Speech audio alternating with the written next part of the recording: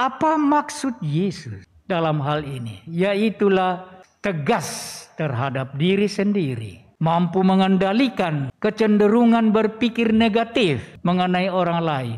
Mampu mawas diri sebelum mengeritik orang lain. Maka saudari-saudara terkasih, mari kita camkan sungguh-sungguh pesan bacaan-bacaan kitab suci pada hari ini. Intinya adalah mari berpikir positif dan tegas, berani tegas terhadap diri sendiri. Dan berpikir positif mengenai orang lain. Segala sesuatu yang Kau limpahkan atas diri kami ya Tuhan, telah Kau perbuat seturut keputusan-Mu yang adil. Sebab kami telah berdosa terhadap-Mu dan tidak mematuhi perintah-perintah-Mu, tetapi muliakanlah kini nama-Mu dan perlakukanlah kami sekadar besarnya belas kasih-Mu. Dalam nama Bapa dan Putra dan Roh Kudus. Amin. Damai bagimu Dan bersama rohmu. Selamat pagi saudari-saudara yang dikasihi Tuhan. Selamat berjumpa lagi dalam perayaan Ekaristi kita pada hari Minggu yang ke-26 dalam masa biasa ini. Tema yang tampil ke depan dari bacaan-bacaan kitab suci pada hari ini adalah bersikap positif terhadap segala peristiwa yang kita dapati dalam kehidupan ini, khususnya terhadap semua orang yang kita jumpai. Dan sekaitan dengan itu juga supaya kita mampu tegas terhadap diri sendiri. Saudari-saudara, sebelum kita mendengarkan firman Tuhan dan merenungkannya, mari terlebih dahulu kita tundukkan kepala di hadapannya, kemudian dengan penuh sesal di hati kita mohon ampun kepadanya atas segala dosa dan kesalahan kita. Dan moga-moga dengan demikian kita boleh ikut serta secara layak dalam perayaan misteri penyelamatan Tuhan ini. Saya mengaku kepada Allah yang Maha Kuasa dan kepada saudara sekalian bahwa saya telah berdosa dengan pikiran dan perkataan, dengan perbuatan dan kelalaian. Saya berdosa, saya sungguh berdosa. Oleh sebab itu saya mohon kepada Santa Perawan Maria, kepada para malaikat dan orang kudus, dan kepada saudara sekalian, supaya mendoakan saya pada Allah Tuhan kita. Semoga Allah yang Maha Kuasa mengasihani kita, mengampuni dosa kita, dan mengantar kita ke hidup yang kekal. Amin. Titah Tuhan itu tepat, menyukakan hati. Titah Tuhan itu tepat, menyukakan hati. Taurat Tuhan itu sempurna, menyegarkan jiwa. Peraturan Tuhan itu teguh, memberikan hikmat kepada orang yang bersahaja. Titah Tuhan itu tepat, menyukakan hati.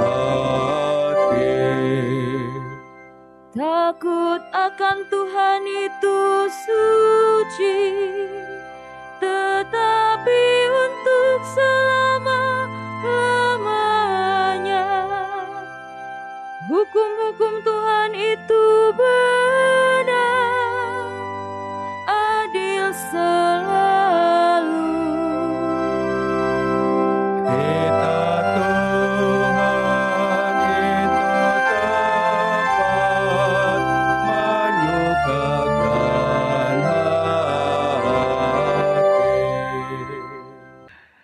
Saudari-saudara yang dikasihi Tuhan, kalau kita menyimak baik-baik bacaan-bacaan pada hari Minggu yang ke-26 ini,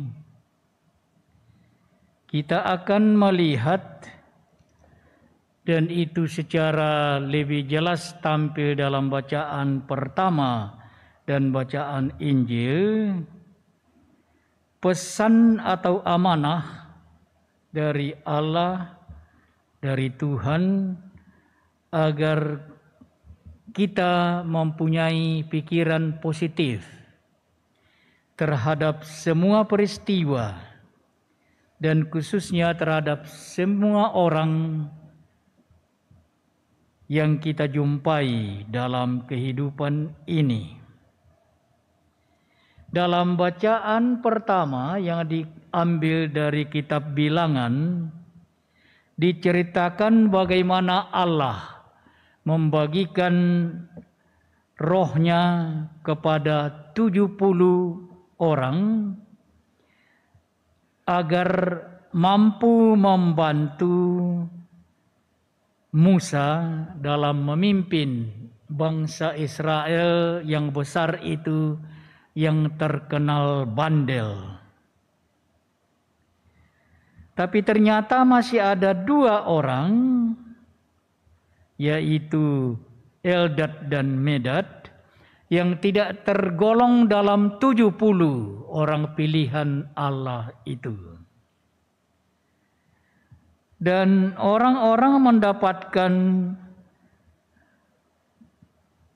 bahwa kedua orang itu, Eldad dan Medad, beroleh pula kekuatan dan kuasa Nabi sama seperti ke-70 orang pilihan itu. Dan karena kedua orang itu tidak termasuk dalam kelompok khusus itu, lalu ditolak. Dan kepada Musa diusulkan supaya dia tidak membiarkan kedua orang itu bertindak sebagai nabi. Apa reaksi Musa? Musa menolak permintaan itu. Dan bahkan dia menegaskan, seandainya semua orang memiliki kuasa nabi, maka tugas Musa akan menjadi lebih ringan dalam memimpin bangsa Israel, dan bangsa itu akan menjadi lebih baik.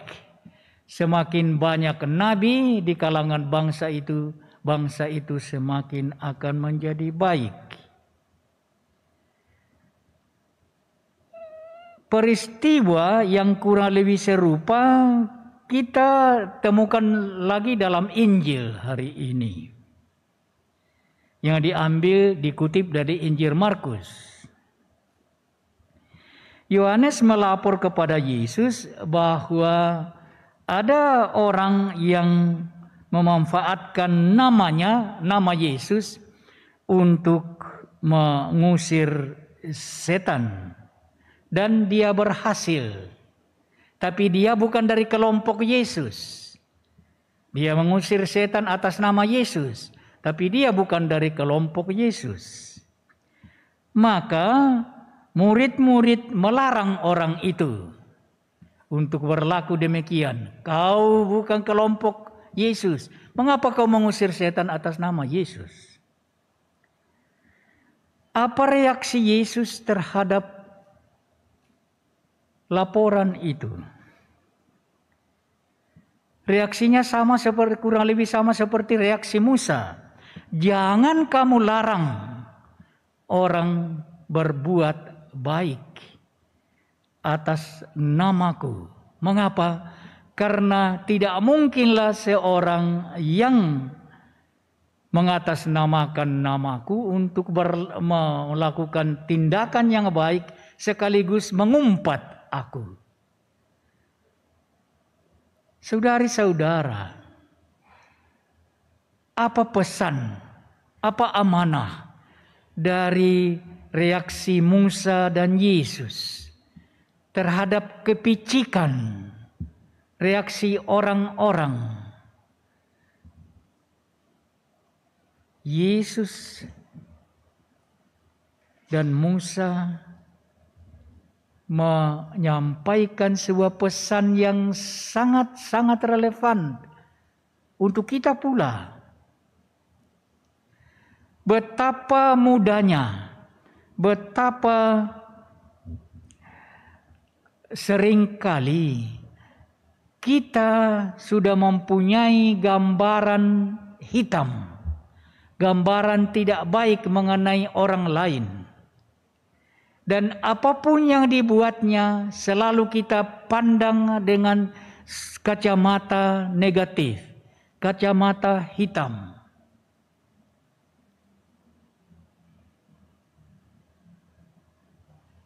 Kita cenderung mengecilkan dan bahkan melihat kebaikan yang dibuat oleh orang lain dengan menilainya dari sudut pandang negatif.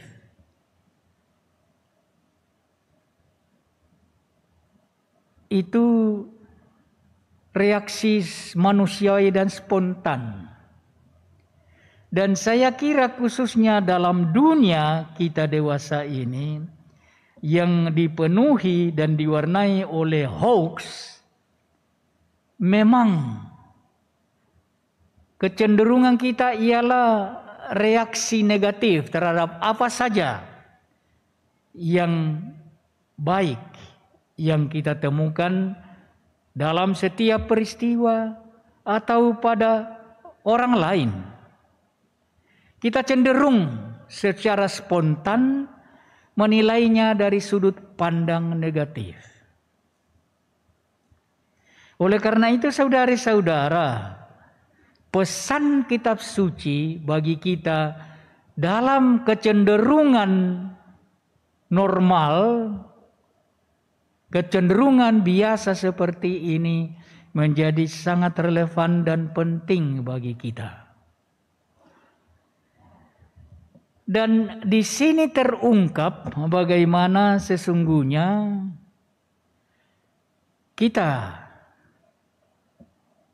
seringkali keras terhadap orang lain, tetapi lunak terhadap diri sendiri. Seringkali kita ketika berbuat salah dan dikritik orang lain, kita dengan gampang mengatakan, itu hal kecil saja. Tetapi ketika orang lain berbuat yang sama, kita segera secara spontan mengeritiknya. Reaksi dan jawaban Musa dan Yesus dalam dua peristiwa berbeda hari ini, tetapi reaksi yang sama, itu mengajar kita untuk mempunyai sikap yang seringkali disebut sikap positif. Berpikir positif mengenai orang lain. Melawan kecenderungan pikiran negatif yang menguasai pola pikir dan cara berpikir zaman sekarang ini. Memang betul kita harus hati-hati. Apalagi ketika dunia kita penuh dengan kebencian, penuh dengan omong kosong dan penipuan, kebohongan, kita mesti hati-hati. Tetapi ada bahaya bahwa kita tampil menjadi orang serba benar dan orang lain salah. Maka ketika kita melihat kebaikan pada orang lain, kita langsung melihatnya dari segi negatif dan mencoba mengecilkan itu dengan membuat macam-macam cerita. Yesus dan Musa dalam bacaan kitab suci pada hari ini mengingatkan kita supaya kita lebih berpikir positif, supaya kita lebih mampu introspeksi, mawas diri. Dan kita kalau mawas diri kita, introspeksi diri kita benar, lalu kita akan menemukan bahwa kecenderungan manusiawi kita adalah kita menjadi lunak terhadap diri sendiri, tetapi keras terhadap orang lain. Nasihat Musa dan Yesus dalam kutipan kitab suci hari ini justru terbalik. Kita harus tegas, keras terhadap diri sendiri, dan lunak terhadap orang lain. Dan itu jelas dalam bagian kedua dari kisah Injil pada hari ini. Ketika Yesus menegaskan, kalau tanganmu membuat engkau berdosa, potong tangan itu, karena lebih baik engkau dengan satu tangan masuk ke dalam kerajaan surga daripada dengan dua lengan masuk dalam neraka. Begitu juga dengan kaki. Kalau kaki sebelah membuat engkau berdosa, potong. Kalau mata membuat engkau berdosa, dan cungkil. Dan barangkali yang lebih besar lagi, kalau pikiran atau hati membuat engkau berdosa, dan itulah sumber kesalahan, sumber dosa bagi setiap manusia. Berpikir negatif dan berhati keras terhadap orang lain, itu yang menjadi sumber. Maka pesan Yesus dengan potong tangan, potong kaki, cungkil mata, sebetulnya masih berkaitan dengan pesan pertama, supaya kita mawas diri, berpikir positif mengenai orang lain, dan menjadi lebih mawas diri, menjadi lebih keras terhadap diri sendiri, tetapi lunak terhadap orang lain. Saya bayangkan kalau maksud Yesus sungguh-sungguh adalah memotong tangan, memotong kaki, mencungkil mata, kalau itu membuat kita berdosa. Kita belum pernah mendengar orang suci yang akibat lengannya berbuat lalu potong. Belum pernah. Tapi apa maksud Yesus dalam hal ini? Yaitulah tegas terhadap diri sendiri, mampu mengendalikan kecenderungan berpikir negatif mengenai orang lain, mampu mengadakan mawas diri sebelum mengeritik orang lain. Maka saudari-saudara terkasih, mari kita camkan sungguh-sungguh pesan bacaan-bacaan kitab suci pada hari ini. Intinya adalah mari berpikir positif dan tegas, berani tegas terhadap diri sendiri, dan berpikir positif mengenai orang lain. Tuhan memberkati kita. Amin. Ya Allah, ingatlah akan sabdamu kepadaku. Sabdamu kau jadikan pokok pengharapanku. Inilah penghiburan dalam sengsaraku, bahwa janjimu menghidupkan daku. Saudari-saudara yang dikasihi Tuhan, mari sekarang kita menyiapkan diri untuk menutup perayaan Ekaristi kita pada hari Minggu ini dengan sekali lagi memohon berkat dari Tuhan.